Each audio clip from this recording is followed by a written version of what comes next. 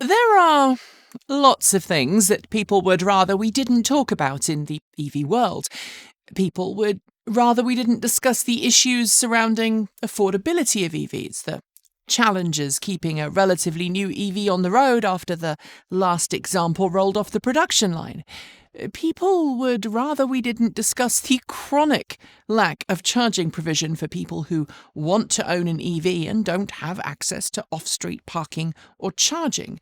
Or in fact, the fact that charging station deployment tends to avoid or downright ignore diverse, traditionally disenfranchised communities, the very same communities which often also don't have equitable access to public transportation. Or indeed, the fact that the majority of public charging infrastructure is not accessible to anyone with a physical disability. Then there's the whole matter of battery production and where materials for those batteries come from. In recent years, where and how cobalt and nickel are refined has become a large hammer used by anti-EV sorts to argue why we shouldn't be driving electric at all, due to human rights violations and environmental damage, that many so-called artisan mines in parts of the world, like the Democratic Republic of Congo, treat those who work for a pittance so that we can drive our flashy EVs. And even more recently, the fact that indigenous peoples' land is often being exploited yet again for extractive processes over which they have very little say or input. It's a situation that many EV advocates would rather we ignore. And as we've detailed plenty before on this channel, some, but not all automakers have worked very hard to ensure that the resources they use in their battery packs come from places that aren't responsible for massive human suffering, exploitation, or massive unchecked pollution. And in the EV industry, we're also now seeing new batteries coming to market that don't use lithium, cobalt, or nickel, meaning that they could avoid that particular problem altogether. But there's a new mining technique that's quickly gaining attention that promises to give the EV industry the massive amounts of metals and minerals it needs to transition a massive amount of the world's suck, squeeze, bang, blow towards battery electric. There's just one little catch. It threatens to destroy something so essential to our planet that it could cause untold harm to our very existence. Our oceans. Let's go there.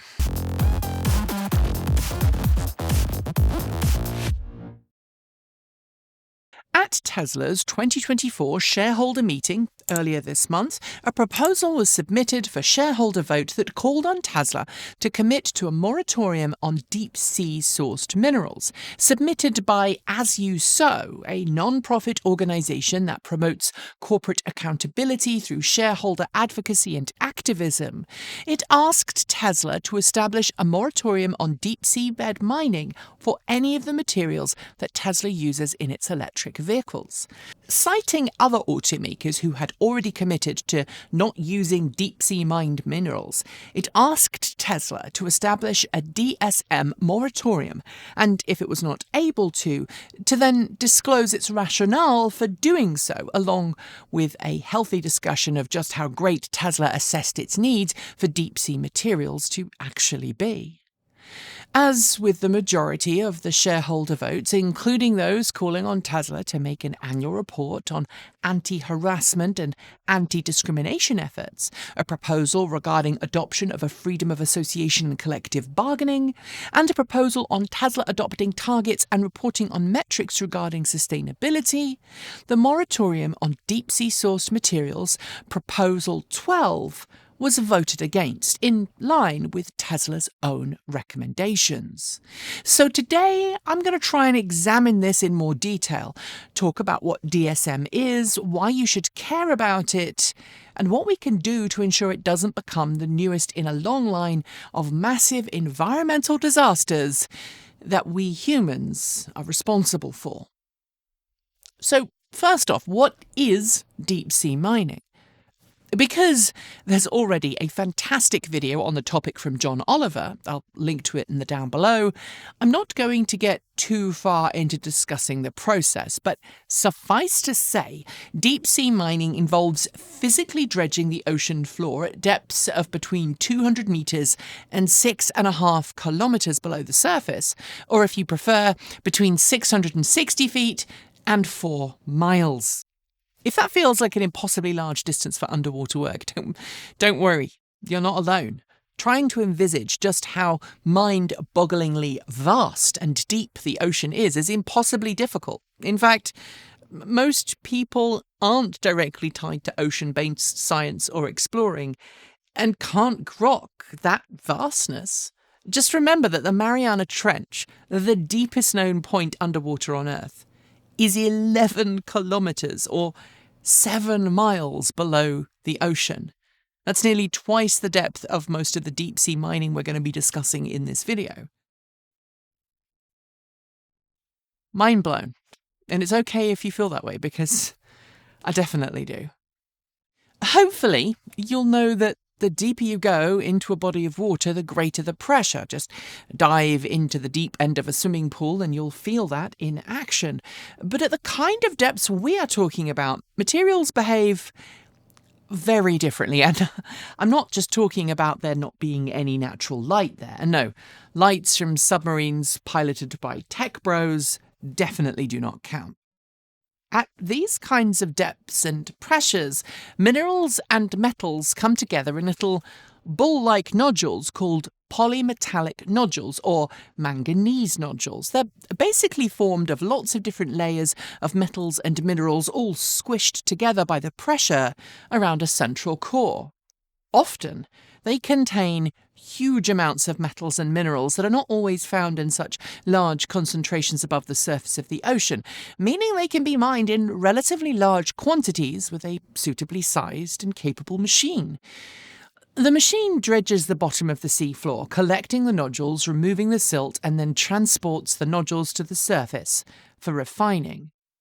Given that we humans know more about the surface of the moon than we do about the deepest oceans, it doesn't take a massive amount of intellect to infer that all of this mining and dredging of the seafloor is gonna be destructive, as destructive to life in the deep as a giant asteroid was to the dinosaurs. As NOAA details on its website, I'll link to it in the show notes, there are massively varied ecosystems at the kind of depths we're talking about that are diverse and beautiful and well adapted to life where the sun never shines, but also extremely vulnerable to a massive machine coming along and dredging for raw metals. As John Oliver pointed out in his show on the subject, massive leaps in medicine have been made possible by studying life at the kinds of depths we're talking about. And we have so much more to learn from the vast ocean floor. Yet, there is a big problem, a problem specifically with a very unspoiled part of the Pacific Ocean known as the Clarion-Clipperton Zone, a region of ocean floor that covers more than 5,000 kilometres or 3,100 miles. It's in the middle of the central Pacific Ocean and covers depths of between 4 and 5.5 kilometres deep. That's 2.5 to 3 and a bit miles. It is home to tens of thousands, possibly hundreds of thousands, or maybe even millions of species that we have yet to even discover. And because they're existing in an environment so different from that found on the surface of the planet, many of these creatures exhibit biological adaptations we've not even begun to properly understand. Not only is that region rich in the aforementioned polymetallic nodules, but the seafloor isn't so deep it proves difficult to mine. Moreover, because it's the ocean, it's in international waters where, while there are treaties and agreements covering the ocean and what can be done with it, there's a lot less red tape involved in gaining permission to mine there. In many ways, it's the perfect ecological crime. No surface dwellers to worry about. No one's going to complain about the spoiled view. And the nearest humans are literally a few thousand miles away in every direction, except Those pretty carefully balanced ecosystems that we humans are so fond of riding roughshod over, they exist in the ocean too, and we understand very, very little about them. Take salt, for example. I know it's a sidestep from the thing that I've been talking about all this time, but for a really long while we've kind of assumed the ocean was salty and that was that. But just like we have cycles of hot and cold water that help keep the planet regulated, ocean temperatures getting screwed is a major part of our current climate crisis, the Earth's oceans have a salt cycle that follows a roughly yearly pattern. And scientists are still trying to understand it fully, but the too long didn't read here is that how salty a particular part of the ocean is depends on ice melt, river runoff, and precipitation. And when that is disrupted or changes, bad things happen to a whole bunch of biological systems that have evolved to exist in their little and reasonably predictable part of the world with salt levels that are just perfect for them. So we do have a big problem. The ocean doesn't have a government to represent its citizens. It doesn't have a say in what is taken from it. But as is often the case when someone believes they can take something without consequence, the consequences are instead dire. Worst still, nations, often island nations that have traditionally been the subject of colonial rule and have traditionally been taken advantage of, find themselves with a truly impossible dilemma. Allow mining companies to establish onshore refining and port operations while making a small percentage of profit on the billions being raked in by mining corporations, all while their beloved ocean is decimated, or fight massively powerful organizations with deep pockets that can tie them up in metaphorical loops in courts for generations. Granted, there is at least one organisation, the UN's International Seabed Authority, or ISA for short, that is meant to protect the seabed and currently governs permits for deep-sea mining and exploration. But formal, ratified regulations on who can mine in international waters and what standards they must follow haven't actually yet been established. The ISA is meant to have these regulations established by the end of next year, but it tried and failed to do exactly that last year. So things aren't looking so great for that particular outcome. I wish I was more positive about this, but frankly, this situation sucks. Which brings me back to the Tesla shareholder proposal and the call being made of Tesla, and I should note, other major automakers too. Right now, lithium is the most common metal that companies want to mine using deep-sea practices, with the World Resources Institute and the International Energy Administration predicting that the demand for lithium will be 42 times larger in 2040 than it was in 2020, while graphite comes in second place with a demand 25 times higher than it was in 2020. Cobalt has a demand 21 times larger than it was in 2020, and nickel has a demand 19 times larger. Collecting these metals and minerals from the sea floor, where fewer people can see what's going on and fewer people can object, is one way that companies are ridding themselves of the humanitarian challenges that exist with artisan mines in places like the DRC. It can avoid the eyesore of strip mining and massive leaching pits.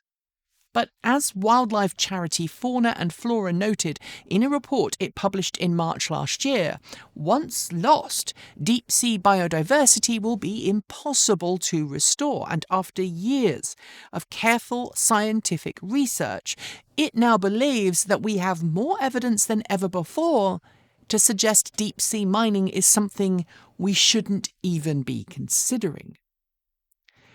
At the time of the Tesla shareholder vote, BMW, Volvo, Volkswagen, Rivian, Renault, Polestar and Scania have all come out in support of a DSM moratorium.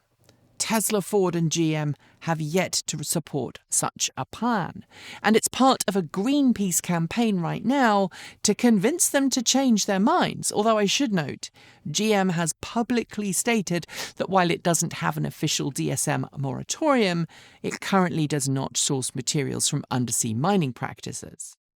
An attempt by As You Sow back in January to get GM shareholders to support a similar moratorium it asked from Tesla failed in a very similar way. Of course, at this point, it might be easy to dismiss or downplay the impacts of deep-sea mining. As Oliver noted in his video, DSM is often portrayed as being a process that simply picks those nodules from the seafloor in a way that, might I add, implies you're about to see Sebastian float into view to play some obliging and conveniently placed shells while singing about how life is better where it's wetter. But I think the companies that are not yet committing to a moratorium on DSM very much understand how impactful it could be. In fact, in April this year, Tesla tried and failed to have the proposal removed from the shareholder meeting, arguing with the SEC that the proposal be omitted under Rule 14A-8, subsection I, paragraph 7, on the grounds that it, quote, inextricably deals with matters relating to the company's ordinary business operations, end quote. Basically, Tesla wanted the SEC to prevent the shareholder vote from even happening because it argued that shareholders shouldn't have direct oversight of where it got its raw materials from and how they were sourced. And again, if you don't believe me, which I'm sure many won't, I'll link to it in the down below. Other automakers, though, are also doing similarly shady things, and I should point out and underline that this is not a Tesla issue. You'll notice that most major automakers are currently absent from the list of firms who've gone, yeah, no, this is bad, we shouldn't do it. And if there's something you can get from this video, it might be, hey, we should be putting pressure on those other companies so that they don't use deep-sea mined materials if and when these become more common. I know, the good place and all that. But honestly, the more we hold companies up and the more we demand accountability, the better the planet becomes for everyone. It doesn't matter if it's diversity, equity and inclusion, fair play, collective bargaining rights, accessible healthcare, or ethical, responsible manufacturing practices. All of the above makes the world better when we hold company CEOs, executives, and board members accountable. So, what can we do? Aside from the obvious, which I've just covered, we need to encourage world governments and automakers alike to adopt standards and practices that move away from increased mining. Some of that can take the form of building batteries with more readily accessible materials, such as sodium-ion batteries. In fact, just this month, researchers in Sweden had developed a new process that produces battery-grade graphite for anode material from tree pulp using the lignin that's traditionally a byproduct of wood pulp manufacturing. Moreover, because sodium is much easier to get hold of, the carbon footprint of mining sodium for sodium-ion batteries is much, much smaller. And then there's battery recycling. According to the World Bank, if we can collectively recycle more batteries of all sizes, and yes, I am primarily talking recycling consumer gadget batteries rather than just yeeting them into the trash, we could decrease the world's demand for newly mined minerals by about 1/4 by 2050. In the meantime, though, there's still not enough materials to go around to electrify everything the way we've been going about it. And this brings me to the next point. We need to stop making large, expensive, long-range electric vehicles trendy and sexy, and we need to tax people who have larger, more expensive, massive vehicles, including EVs. And I say that as someone who has a large, expensive, heavy EV. And I know, at this point, some people will go, oh, but we should just keep driving gasoline. And if you'll forgive the anger and me ignoring the blatant stupidity and short-sightedness of that statement, I would also like to gently remind you that the mining and refining of oil, aside from the massive scar that we leave on the planet from all of the above, also uses a metric butt-ton of rare earth minerals and metals, so shifting away from fossil fuels towards alternatives might actually help a little bit as well. As I previously noted, I own a massive Ford F-150 Lightning. To be clear though, I actually use it as a work truck, and when I don't need something that is as obscenely powerful or possibly large, I take a different vehicle. I hope that by doing that, I can help my F-150 Lightning last longer and reduce the need for more mining. My alternative vehicle is a much smaller, older EV because, newsflash, I don't actually need a massive truck to do everything I need a vehicle for. And in fact, I would support paying more to keep my truck in the form of some kind of tax, especially if it went to supporting more sustainable manufacturing practices as well as environmental damage mitigation. But the sad thing here is that instead of focusing on making EVs cheaper, we've focused on making them larger and longer ranged. Just think about it for a second. There are enough raw materials in my F-150 Lightning's battery pack to build 5 2011 Nissan Leaf battery packs. We also need to work on electrifying other transportation that don't necessarily need batteries. Electric trains and trams, trolleybuses and the like all require batteries of some sort. But those batteries tend to be much, much smaller than you'd need to transport the same number of people in passenger cars. And moreover, those vehicles carry more people per mile, per gram, or if you prefer ounce, of raw material when compared to a fancy pickup truck, SUV, or family hauling wagon. And of course, we also need to work harder to design our communities, cities, and towns to be more accessible using public transportation and micromobility. Let's go back to my F-150 Lightning one more time.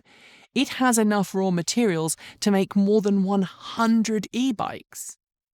I regularly go back to the good place, but its message on consumerism and ethical consumption does really ring true. Yes, it is hypocritical for me to have a massive vehicle and also talk about the need for us to move away from them. But if we all look at more appropriate transportation choices and make decisions that were based on resource use rather than hype and sprint times, we might be a little better off. And so too with the sea.